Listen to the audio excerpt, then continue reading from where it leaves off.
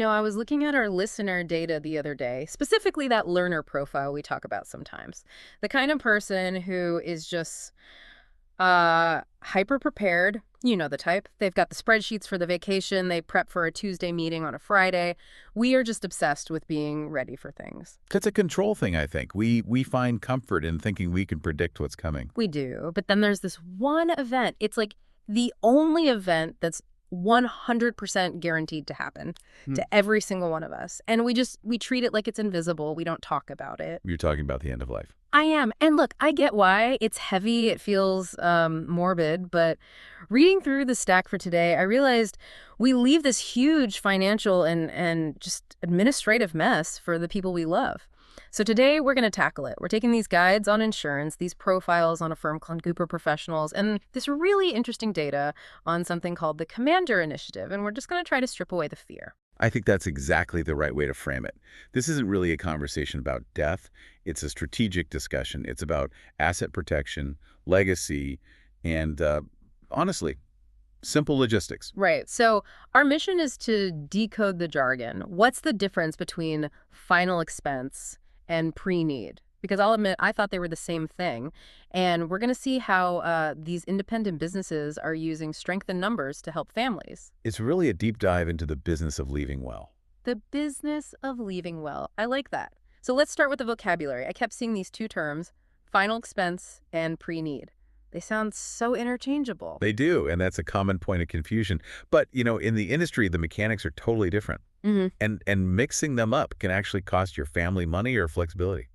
Okay, so draw the line for us. Let's start with final expense. What is that? So think of final expense, and you'll often hear it called burial insurance.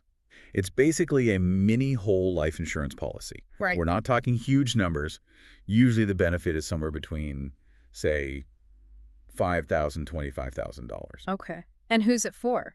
It's typically designed for people over the age of 50. And the mechanism is what? A check. That's the key. It's a cash payout.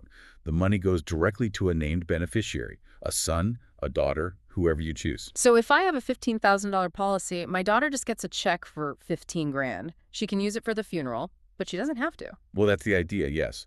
But if the service only costs $10,000, she keeps the other $5,000. She can use it for leftover medical bills, legal fees. Honestly, she can use it to take time off work to grieve. The insurance company doesn't police it. That feels like a really crucial point. It's just liquidity, right, when you need it most. But I saw something in the sources about guaranteed issue. That sounds too good to be true. It sounds it, but for many of these plans, it's real. It means there's often no medical exam. If you're between, say, 45 and 90, you can probably get coverage even if your health isn't perfect. But how does that work for the insurance company? Isn't that super risky for them? It is, and that's why the premiums are a bit higher for the amount of coverage you get. But for an older person, maybe someone with some health issues, it's often the only door that's still open for coverage. It pools the risk. Got it. Okay. So that's final expense, cash, flexibility, easier to get now. Let's talk about pre-need.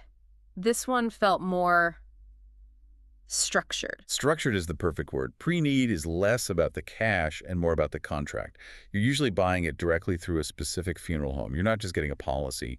You're planning the actual event. So you're picking out the casket and the music while you're still alive. You're being your own event planner, basically. Yeah. And the money, the benefit, it's assigned directly to that funeral home. It doesn't go to your family. Okay, skeptic's question. Why would I do that? Why lock the money up with one funeral home? The price lock. This is the aha moment in the research. The inflation hedge. Exactly. Think about it. An $8,000 funeral today, what's that going to cost in 15 or 20 years? With inflation, funeral costs tend to rise pretty fast. It could be $14,000, maybe $18,000. And my policy is only for 8, so my family has to find the other 10 grand. Not with a price guaranteed pre-need plan. That's the whole point. You paid for the service, not the dollar amount. The funeral home absorbs that inflation risk.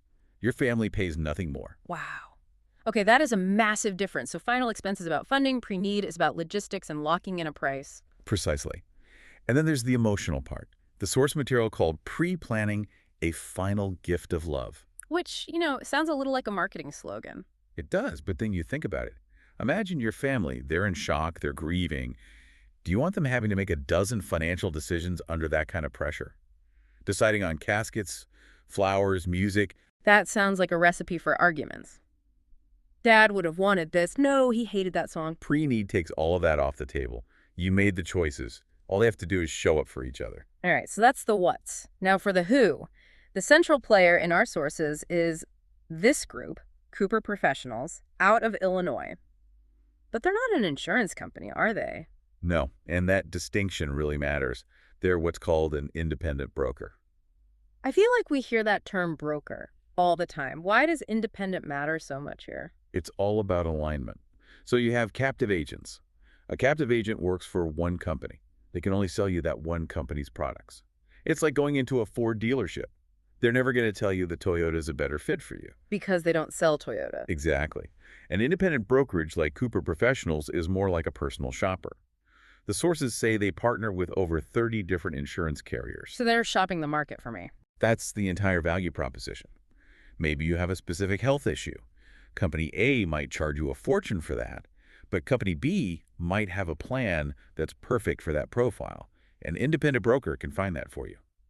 And looking at their portfolio, it's not just funerals. I saw things like mortgage protection, universal life. I think we should probably quickly explain those. Definitely. It's all part of this financial stability picture. Take mortgage protection. It's a type of insurance, but with a very specific goal. If you die or become disabled, it pays off your mortgage. It keeps the bank from foreclosing on your family. It secures the actual house. And then you have the difference between term life and universal life. Term is the one most people know, right? Okay. You rent it for 20 years or so. Right. It's pure, cheap coverage for a set period. Yeah. Great when your kids are young. Universal life is permanent. It has a death benefit, but it also builds up cash value over time, kind of like a savings account. So you can borrow against it later. You could, yes. It's more expensive, but it offers that flexibility. A broker helps you decide which one you actually need. What really surprised me, though, was the business stuff. Key person insurance and buy-sell insurance. It's the same logic, just applied to a business instead of a family. Think about a small company where one engineer knows everything, or one salesperson brings in all the clients. If they die, the business is in deep trouble. It could collapse. Key person insurance gives the company a cash payout to hire a replacement and cover the losses. It buys them time. And buy-sell, what's that for? That's for partnerships. If you and I are business partners and you pass away, your share of the company goes to your spouse. Who might not know the first thing about our business. Or might want to sell your shares to our biggest competitor. Ah, okay. A buy-sell agreement, funded by insurance, gives me the money to buy your shares from your spouse at a fair price. Your family gets cash, and I keep the business running. It's really about building a financial wall around a family or a business to keep the chaos out. And their credentials seem to back that up. An A-plus rating with the Better Business Bureau, decades of experience. They're established. Okay, so we have the products, we have the broker, but here's the part of the research that I thought was genuinely fascinating. This thing called the Commander Initiative. This is where it gets into the sort of hidden plumbing of the industry. It sounds like a military operation, but it's not. What is it? It's a cooperative network. You have to understand, the funeral industry has been consolidating for years. Big corporate chains buying up the little local guys. Right, and those big chains have huge purchasing power. They buy caskets and urns in bulk, so they get them cheaper. The small, family-run place on the corner can't compete on price. So you either pay more for the local business, or you go with the cheaper, faceless corporation. Exactly. So Cooper Professionals helped found the Commander Initiative. It brings together over 300 independent funeral homes. It's a co-op. Essentially, their motto is strength in numbers, power in unity. By banding together, those 300 homes can now buy in bulk. They get the same volume discounts the big chains get. That's really smart. It just levels the playing field. It does. And for you, the listener, it means you can go to your local independent funeral home and get competitive pricing. It means they can survive. And Cooper Professionals can refer their clients into this network. It creates this whole ecosystem where the independent businesses can actually thrive. And it wasn't just about discounts, right? The sources said they share knowledge, too. Yeah, mentorship, technology. Yeah. They're helping these often very traditional businesses modernize, sharing best practices, even things like AI growth platforms. It's like a 21st century guild. That's a perfect way to put it. Okay, let's circle back to the client experience for a minute. Speed. I saw a specific claim in the Cooper materials about final expense. Claims paid within 24 hours of approval. Yeah. Why is that so important? It's a necessity. Funerals happen fast. The funeral home needs a deposit. The cemetery needs to be paid. They don't wait. And most people don't just have $12,000 sitting in a checking account. And even if they do, the deceased's accounts are often frozen. You have to wait for the will to go through probate. Which can take months. It can take a very long time. So you have this gap.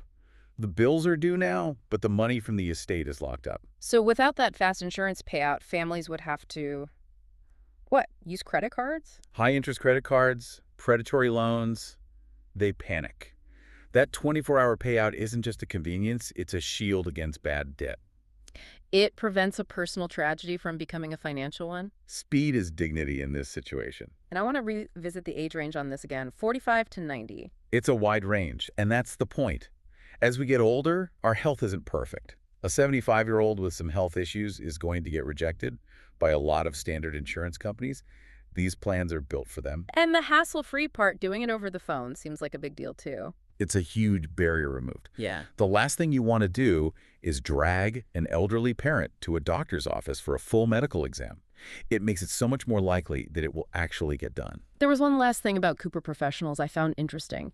They don't just sell to us, they consult for the funeral home. Yes, it all connects. They train the staff at these independent homes. On what? Sales tactics? No, partly. But specifically on pre-planning and something called aftercare. Aftercare, what's that? It's what happens after the service is over. The family goes home, but the paperwork is just beginning. Social Security, bank accounts, veterans benefits. It's a nightmare. Aftercare programs are structured ways to help the family with all of that and also provide grief resources. So Cooper helps these small businesses build those support systems. Right. It professionalizes the compassion. Professionalizing compassion. That feels like a good summary of all of this. Taking this incredibly chaotic event and applying structure to it. When it's done right, that's exactly what it is. So if we boil all this down, what are the main takeaways for someone who's been, putting this conversation off? I think there are three big ones. First, know your tools. If you want to lock in a price and make the decisions yourself, you should look at pre-need. If you want to leave your family with flexible cash, look at final expense. Okay. And number two? Number two is the independent broker. Don't just go with the first company you see. A firm like Cooper that can shop over 30 carriers has a much better chance of finding the right fit for your specific situation. And the third? Third is the network effect. Realize that you can support a local, independent business without paying more for it if you look for one inside a network like the Commander Initiative. That's a great summary. We started this by saying the topic feels scary, but breaking it down like this into logistics and strategy, it feels manageable. That's the whole point. And I guess I'll leave you with this one thought. We think of insurance as betting against ourselves. Yeah. But in this case, it's not. You're purchasing peace. Purchasing peace. Yeah, think about it. If you were to vanish tomorrow, what's left behind? Is it a space for your family to grieve and remember you? Or is it a pile of bills, a dozen hard decisions, and a financial crisis? That's the choice we're actually making. Wow. It's not about planning for your death. It's about showing love for the people who are staying behind. Exactly. Well, on that note, I hope this deep dive gave you some tools to be that person who knows about this stuff. Maybe tonight's the night to have that conversation. It might be awkward, but it sounds like it's worth it. Thanks for listening, and we'll see you on the next deep dive.